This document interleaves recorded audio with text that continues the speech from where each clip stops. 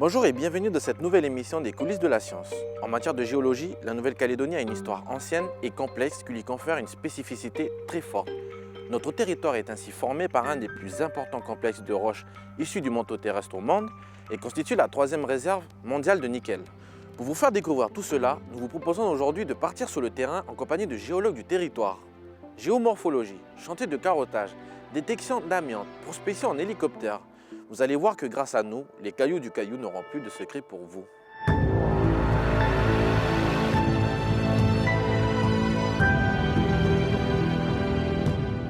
Pour commencer, je vous propose de retrouver Bernard Robineau et Brice Sevin qui travaillent au service géologique de la Nouvelle-Calédonie.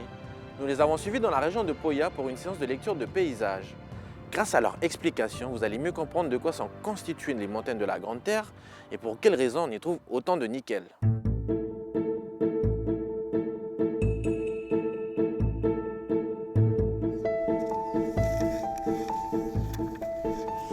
Donc il faut savoir que la Nouvelle-Calédonie s'est formée en trois grandes étapes géologiques. La première, c'est le détachement de la bordure on va dire orientale du supercontinent le Gondwana au Jurassique. Et c'est ce qui va donner cette ride de Norfolk qui porte en fait la Nouvelle-Calédonie et qui se prolonge jusqu'en Nouvelle-Zélande. Alors les unités géologiques qui sont associées en fait à cette étape, c'est principalement ce qu'on va retrouver au niveau de la chaîne centrale ou au niveau aussi de terrain bas. La deuxième étape, c'est après une période d'ouverture, on va dire, d'océan, au moment du Crétacé, où on appelle ça géologiquement une période de rifting, où beaucoup de sédiments vont se déposer. Et c'est en fait toutes les couvertures Crétacées qu'on va retrouver en Nouvelle-Calédonie. Puis vient par la suite une troisième étape, qui est l'étape géologique la plus importante, qui est la subduction et l'obduction. Oui, parce que la Calédonie, qui part vers l'est, va à la rencontre de la plaque pacifique, qui est une plaque océanique, et cette rencontre se fait au niveau d'une zone de subduction, c'est-à-dire qu'il y a une plaque qui passe sous l'autre. Et la Calédonie, qui est un morceau de continent, va rentrer dans cette subduction. Elle va rentrer tellement profond que toutes ces roches qui sont au nord vont être métamorphisées dans les hautes pressions.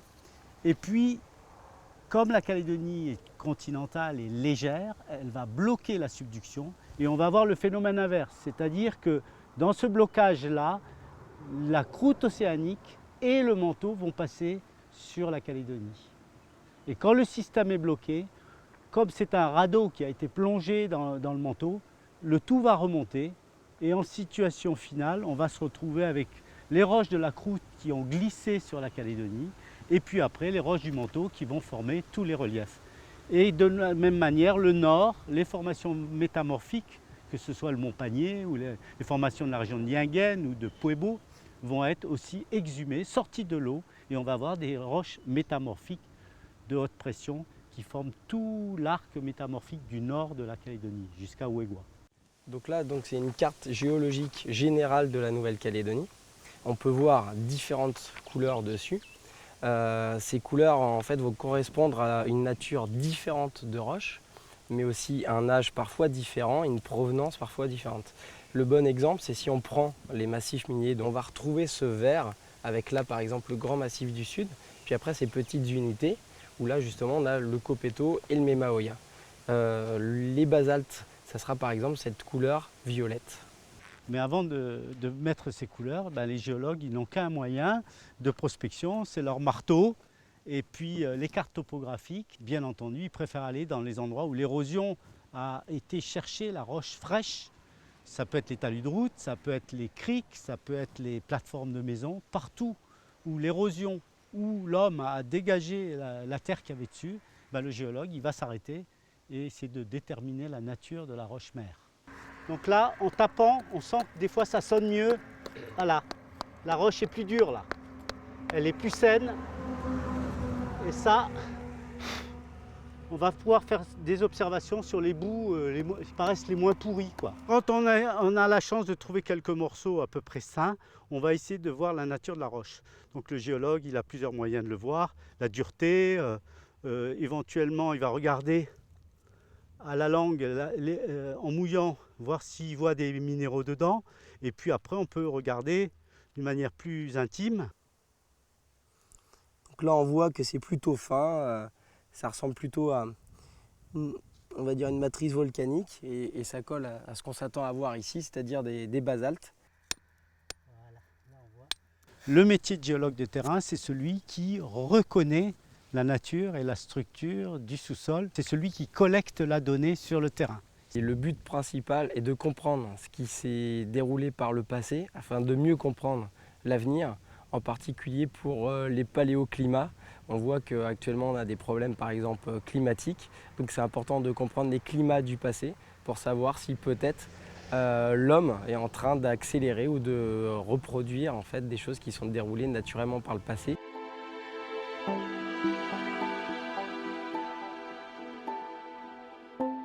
Les géologues, c'est d'abord la Terre, hein, c'est notre mère. On le sait tous, donc on est porté par la Terre, on est porté par les formations. C'est là-dessus qu'il y a les sols, c'est là-dessus qu'on fait nos cultures, ça dépend de la nature des roches, notre subsistance. C'est là où il y a les ressources minérales, donc c'est important aussi de connaître les roches qui portent ces ressources minérales. C'est aussi un risque, la géologie, on sait qu'il peut y avoir des glissements de terrain, donc c'est bien de comprendre la structure des roches, la morphologie des roches pour savoir si on risque, s'il y a des risques naturels. C'est tout ça la géologie.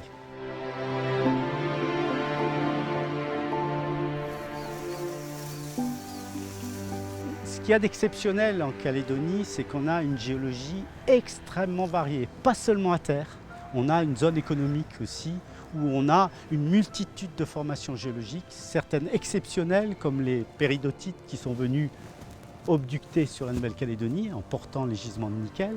On a ces formations métamorphiques du Nord qui sont exceptionnelles aussi, qui sont d'une fraîcheur et qui sont données en exemple dans le monde entier. On a vraiment une géologie exceptionnelle en Nouvelle-Calédonie, aussi bien à terre que dans notre zone maritime. Poursuivons maintenant notre découverte du sous-sol calédonien. Depuis 1864, date à laquelle Jules Garnier a repéré du silicate de nickel dans le sud-ouest de la Grande Terre, de nombreuses prospections ont permis d'établir une carte géologique détaillée. Pour autant, les découvertes de nouvelles formations sont encore possibles de nos jours. La preuve tout de suite en images avec ce reportage consacré à une campagne de forage menée conjointement par le Service géologique de la Nouvelle-Calédonie et l'IRD dans la région de Pindai.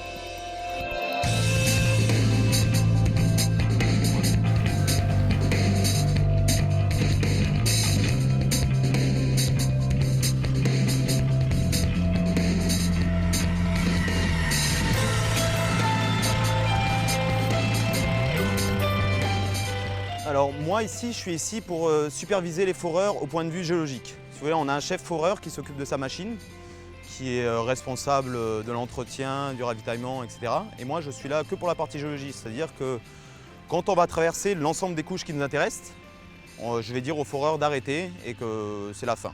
En même temps, après, je fais les logs des carottes, toute la description des carottes en fait, du début à la fin, pour qu'une fois arrivé à Nouméa, on n'ait plus qu'à les scier, les décrire plus en détail encore, et après envoyer à l'analyse, à faire des lames minces, etc. etc.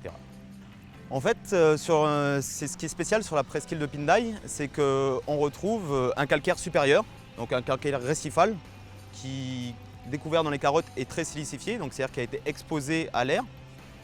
En dessous, on retrouve un conglomérat. C'est en fait une unité composée de blocs pris dans une matrice. Tous ces blocs, ce sont des éléments des galets charriés par la rivière qui viennent des montagnes. Donc on retrouve des massifs de péridotites, des serpentines, un peu de basalte.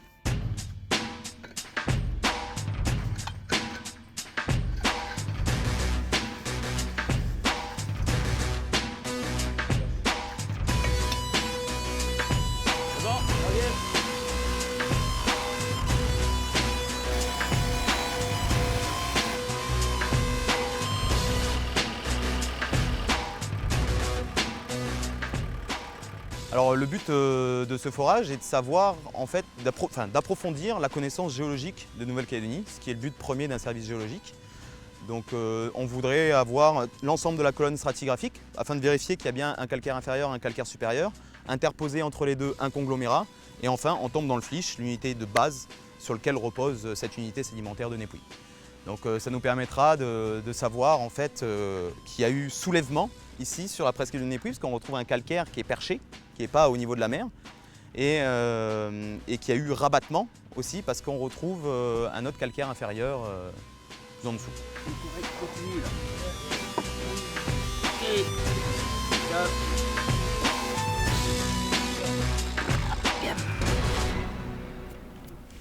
Ah, ça c'est magnifique. Regarde. Les laminés des algues, là, comme ça, c'est des algues en croûtantes. Je pense pas qu'on en ait récupéré d'aussi épaisses. Non, c'est toujours des petits patchs à droite à gauche, mais... Ça, c'est la plus belle qu'on a récupérée, ça. On va regarder ça. C'est qu'en lettres. Ce qu'on va faire, c'est que ces caisses-là, on va les prendre, on va les charger dans la voiture. Yes. Et puis demain à Nouméa, on va les couper à la scie. On va regarder ça à la loupe, binoculaire, microscope, on fait tout ce qu'il faut, ça devient très intéressant. Yes.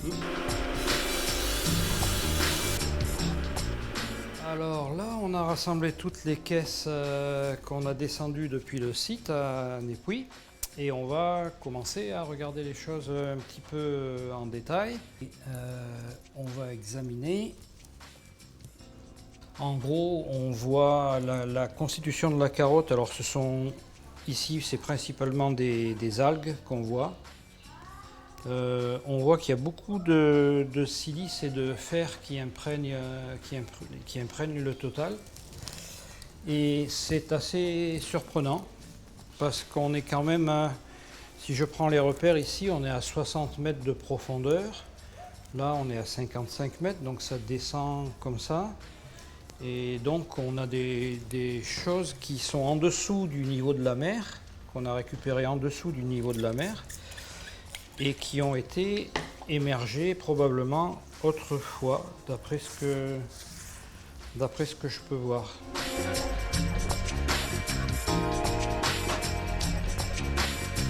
Le géologue, la première chose qu'il veut savoir en général, c'est l'âge de la formation.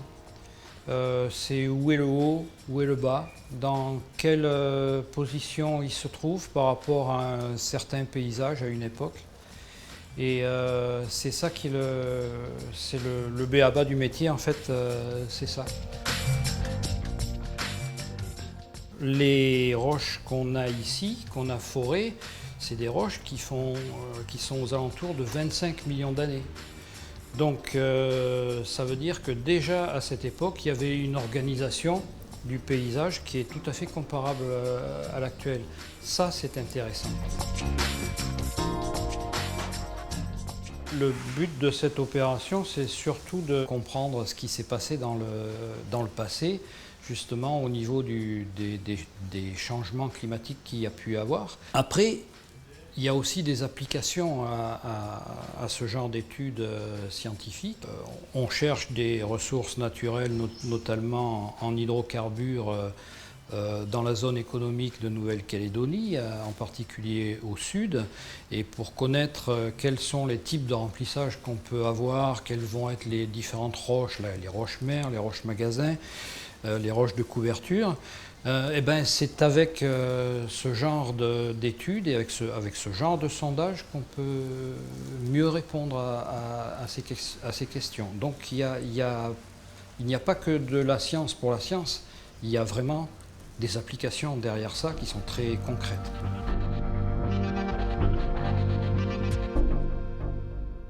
Connaissez-vous la trémolite et la chrysolite? Sous ces noms inoffensifs se cachent en fait les deux types d'amiante que l'on peut trouver à l'état naturel dans les roches et les sols de la Nouvelle-Calédonie. On estime même qu'on ne peut pas parcourir plus de 5 km sur notre territoire sans risquer de trouver des roches potentiellement amiantifères.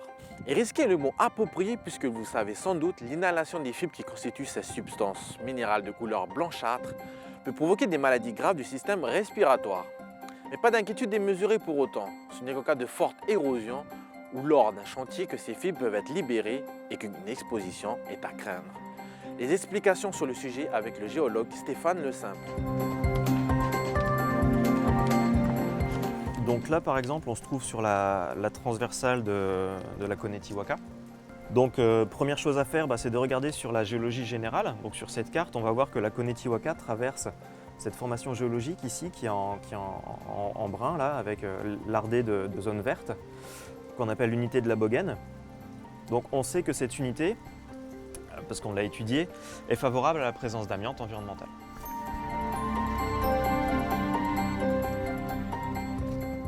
Donc ici, face à nous, en fait, on a un affleurement qui est très typique de la géologie de la région où on se trouve, donc sur la Konetiwaka. On a ici à gauche, en fait, donc des métasédiments de l'unité de la Bogen. Donc ce sont des roches sédimentaires légèrement transformées, qui sont relativement saines, il n'y a pas de souci. Et au contact de ces roches, on va avoir des serpentinites, donc qui sont ces roches relativement sombres, toutes écailleuses, qu'on retrouve très fréquemment sur les transversales en Nouvelle-Calédonie, pas que la Konetiwaka. Qui, elles, en fait, sont les roches qui sont reconnues comme potentiellement amiantifères. Voilà, donc là on voit qu'il y a un petit morceau d'échantillon fibreux là, qui s'est déposé sur ce caillou. Donc on voit clairement l'aspect verdâtre, l'aspect un peu fibreux. Et donc les fibres se désolidarisent les unes des autres au fur et à mesure. Et on finit par avoir ces sortes de choses spongieuses qui, quand elles sèchent, en fait, sont toutes fibreuses. Alors l'amiante, c'est une fibre minérale qui a une forme très particulière, donc une forme très allongée et très fine, comme un cheveu en fait. On va en trouver dans de nombreuses formations géologiques qui sont très présentes ici. On va pouvoir penser aux massifs miniers, aux roches ultra-basiques, à tout ce qui est serpentinite aussi, qui est une roche qui est très connue et très présente aussi. Et puis dans toute la zone métamorphique, donc c'est toute la zone des massifs du Mont-Panier qui sont au nord-est de la Nouvelle-Calédonie, donc Puebo, Yengen. Alors il n'y en a pas qu'en Nouvelle-Calédonie, hein. On peut comparer aussi avec quelques endroits en Australie ou qui sont aussi impactés de la même manière, en Californie, en Corse. Et tous ces endroits en fait sont liés à la Calédonie par une géologie très particulière, notamment la géologie des roches ultra-basiques. L'amiante en fait est une poussière. C'est en ça qu'elle est dangereuse, c'est que c'est une poussière extrêmement fine, donc qui va vraiment être volatile et qui va pouvoir se diffuser très facilement, surtout quand c'est très sec et que c'est travaillé en fait. L'amiante était exploitée, avait des caractéristiques extraordinaires qu'elle conférait aux matériaux dans lesquels elle était ajoutée, notamment des placots, des briques réfractaires, des choses comme ça. Et on s'est rendu compte que c'était malheureusement un élément pathogène qui créait des maladies. Par contre, la prise de conscience en Calédonie a été un peu plus longue à venir parce que ce n'était pas exploité en tant que matériau. C'est quelque chose qu'on a naturellement dans les sols et dans les roches ici. Et le lien a été en fait assez lent à venir entre le fait qu'une fois exploité et mis en bâtiment, c'est dangereux, mais dans ces cas-là, dans le sol, naturellement, ça reste un produit dangereux. Donc nos grandes missions ont été d'abord de mener des travaux de recherche pour comprendre pourquoi il y a de l'amiante en Calédonie, qu'est-ce que l'amiante en Calédonie et où est-ce qu'il y en a.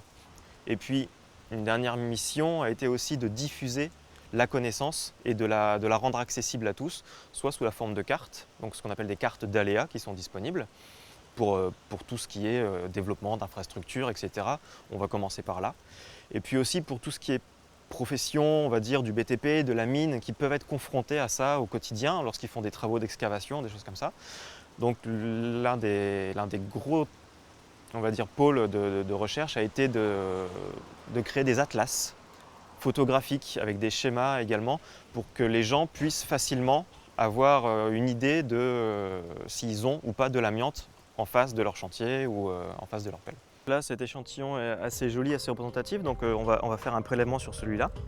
Donc on n'a pas besoin de beaucoup de matière. Voilà, on va juste essayer surtout de prélever le plus représentatif et le plus altéré possible. Voilà, on voit là que les fibres viennent toutes seules en fait, hein, elles s'écrasent sous la pince.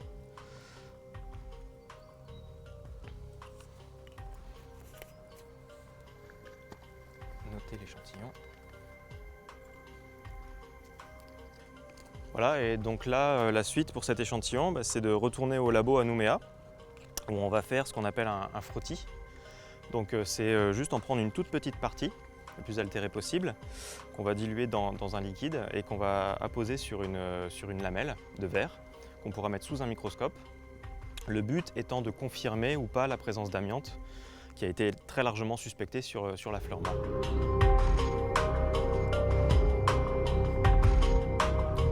Donc on place la lame juste sous le microscope. Alors là, il va falloir qu'on travaille vraiment sur de la mesure. Parce que pour être considérée comme amiante, cette fibre minérale doit répondre à certains critères de taille et de forme. Pour avoir malheureusement ces propriétés, on va dire, toxiques, il faut que cette fibre rentre dans les poumons et puisse aller jusqu'aux alvéoles pulmonaires.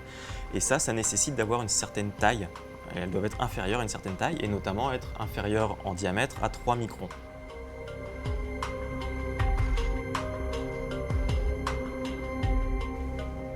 Voilà, on va tomber sous la taille de 3 microns. Donc on peut imaginer, par exemple, dans l'échantillon qui devait représenter moins d'1 cm3, la quantité de fibres de cette taille-là potentiellement libérables, donc qui sont chiffrables en fait en milliards, hein, si on fait le calcul. C'est quelque chose qui ne se voit pas. C'est vraiment une poussière qui va être libérée, donc c'est difficile à appréhender quand on ne voit pas les choses.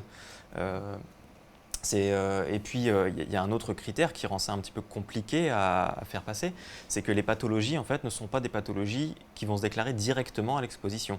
En général, il va y avoir un temps de latence. Et par exemple, le mésothéliome, qui est le cancer qu'on considère typique d'une exposition à l'amiante, va se déclarer entre 20 et 40 ans après l'exposition. Et donc, faire le lien avec une exposition 20 ou 40 ans avant, on peut l'imaginer, c'est très compliqué.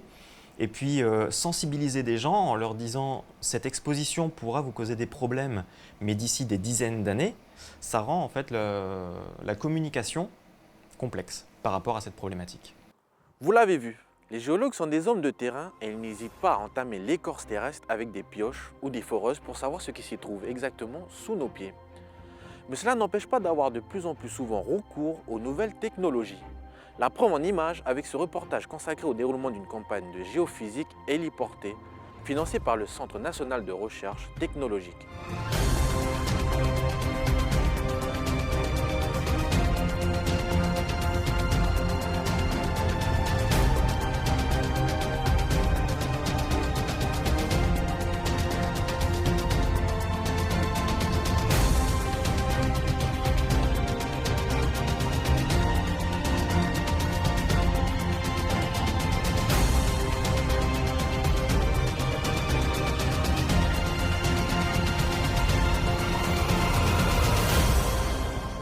Le projet s'appelle Ophiostruct, c'est un projet donc, du CNRT, le Centre national de recherche technologique sur le nickel et son environnement.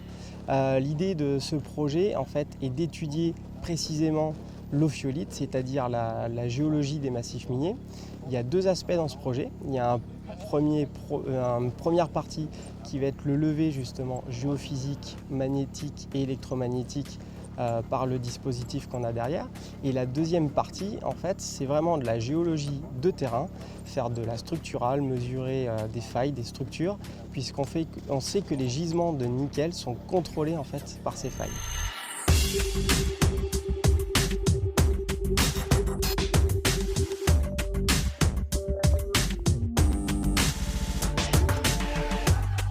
Vous avez vu, on vient de poser la boucle.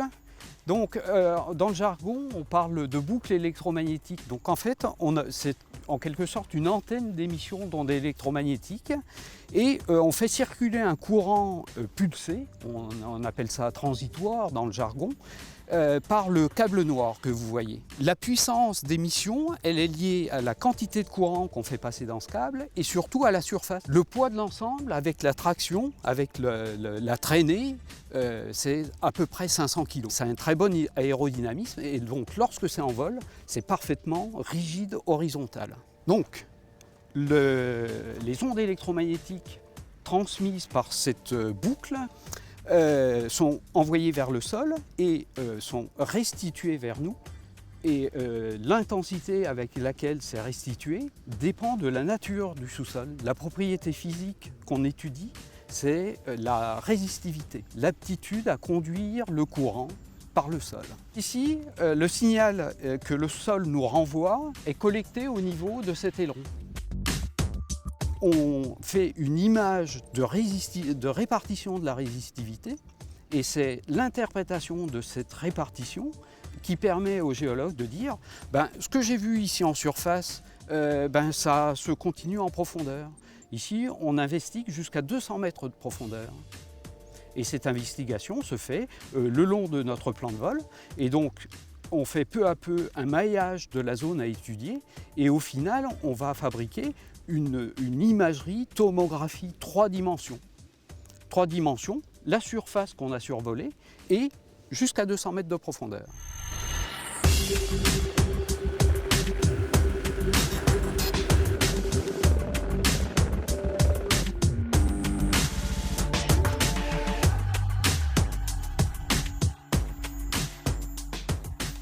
Ça n'a jamais été fait en Nouvelle-Calédonie. Il faut savoir que les méthodes géophysiques se prêtent très bien à la géologie minière. C'est-à-dire qu'on recherche en général des gisements métalliques, des choses comme ça. En Nouvelle-Calédonie, on avait pour habitude de faire beaucoup de forage parce qu'il y a une grande variabilité de ces gisements, c'est très difficile à suivre. Mais depuis peu, effectivement, on commence à tester plein de nouvelles méthodologies géophysiques, dont celle-ci parce qu'on sait qu'elles ont apporté beaucoup de résultats ailleurs.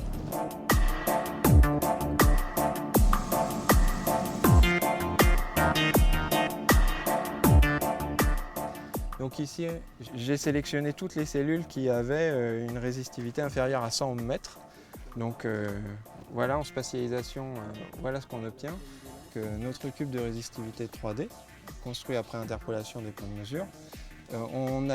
Ce cube est forcément associé, sa coloration est forcément associée donc à une échelle de couleurs qui va nous montrer la résistivité imagée.